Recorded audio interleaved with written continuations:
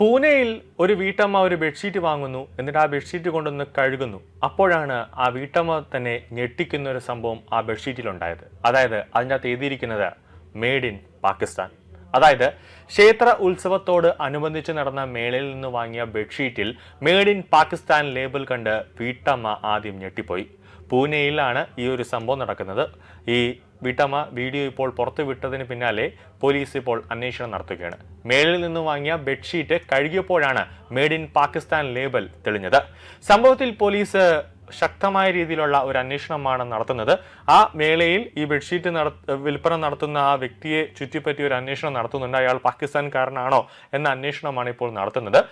സംഭവം പിംപ്രി ചിഞ്ച്വാഡ് പ്രദേശത്താണ് സംഭവം നടക്കുന്നത്. മോര്യ ഗസാവി ക്ഷേത്ര സമുച്ചയത്തിന് സമീപം നടന്ന സംഗഷ്ടി ചതുർത്ഥി മേളയ്ക്കിടെയാണ് ഈ ഒരു സംഭവം അവിടെ അരങ്ങേറിയത്.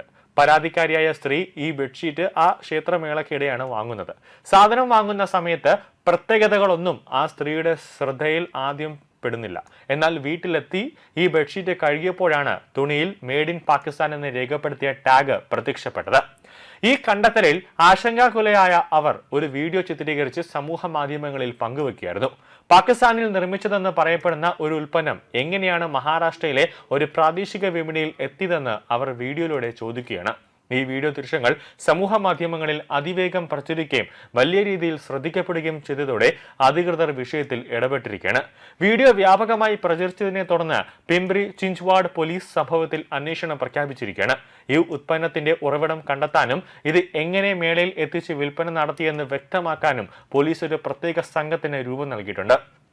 ഇതിനൊപ്പം തന്നെ വിപണിയിൽ ഇത്തരം നിയമലംഘനങ്ങൾ നടത്തുന്ന കച്ചവടക്കാർക്കെതിരെ ആവശ്യമായ നടപടികൾ സ്വീകരിക്കണമെന്നാവശ്യപ്പെട്ട് പോലീസ് പിംപ്രി ചിഞ്ച്വാഡ് മുനിസിപ്പൽ കോർപ്പറേഷന് കത്ത് നൽകുകയും ചെയ്തിരിക്കുകയാണ്. വലിയ തോതിൽ ഭക്തർ ഒത്തുകൂടിയ സംഗഷ്ടി ചതുർത്ഥി ആഘോഷങ്ങൾക്കിടയിലാണ് ബുധനാഴ്ച ഈ ബെഡ്ഷീറ്റ് വാങ്ങിയതെന്നാണ് റിപ്പോർട്ടുകൾ സൂചിപ്പിക്കുന്നത്. മഹാരാഷ്ട്രയിലെ തന്നെ സംഭാജി നഗർ ജില്ലയിൽ മെയ്ഡ് ഇൻ പാകിസ്ഥാൻ ലേബലൊട്ടിച്ച സൗന്ദര്യവർദ്ധക വസ്തുക്കൾ വിറ്റതിന് 3 പേരെ പോലീസ് അറസ്റ്റ് ചെയ്തിരുന്നു. ആ ഒരു ദിവസങ്ങൾക്കകമാണ് പൂനെയിലും സമാനമായ സംഭവം ഇപ്പോൾ റിപ്പോർട്ട് ചെയ്യപ്പെടുന്നത്. ഈ സാഹചര്യത്തിൽ ബെഡ്ഷീറ്റിന്റെ യഥാർത്ഥ ഉറവിടം എവിടെയാണെന്നും ഇതാരാണ് വിതരണം ചെയ്തതെന്നും ഇതിന് പിന്നിൽ വലിയൊരു വിതരണ ശൃംഖല പ്രവർത്തിക്കുന്നുണ്ടോ എന്നും കണ്ടെത്താനുള്ള ശ്രമത്തിലാണ് അന്വേഷണ ഉദ്യോഗസ്ഥർ. അന്വേഷണത്തിൽ നിന്ന് ലഭിക്കുന്ന വിവരങ്ങളുടെ അടിസ്ഥാനത്തിലായിരിക്കും പോലീസ് തുടർ നിയമ നടപടിയിലേക്ക് കടക്കുക. കുറച്ച് മാസങ്ങൾക്ക് മുമ്പ് ഉത്തർപ്രദേശിലും ഇതേപോലെ ഒരു സംഭവം അരങ്ങേറി. പക്ഷേ അവിടെ ബെഡ്ഷീറ്റിന് പകരം ഫാനാണ് അവിടെ ഒരു പ്രധാന കഥാപാത്രമായി വന്നത്. അതായത് ഒരു മുസ്ലിം പള്ളിയിൽ ഒരു ഫാന് കേടാകുന്നു. അപ്പോൾ ആ മുസ്ലിം പള്ളിയിലെ ഒരു പണ്ഡിതൻ ഈ ഫാൻ ഒന്ന് നന്നാക്കാനായിട്ട് ഉത്തർപ്രദേശിലെ ഒരു കടയിലേക്ക് കൊണ്ടുപോകുന്നു. അങ്ങനെ ആ കടയിൽ നിന്ന ഒരു വ്യക്തി ഫാൻ നന്നാക്കുന്ന സമയത്താണ് അതിനകത്ത് മെയ്ഡ് ഇൻ പാകിസ്ഥാൻ എന്ന് എഴുതിയിരിക്കുന്നത്. ഇത് വലിയ രീതിയിൽ ഒരു ചർച്ചാ വിഷയമായി. ഈ ഫാൻ പാകിസ്ഥാനിൽ നിന്നാണോ വരുന്നത്? കാരണം ഉത്തർപ്രദേശിൽ വലിയ തോതിലുള്ള കടകളൊക്കെ ഉണ്ട് ഫാൻ വാങ്ങിക്കാൻ.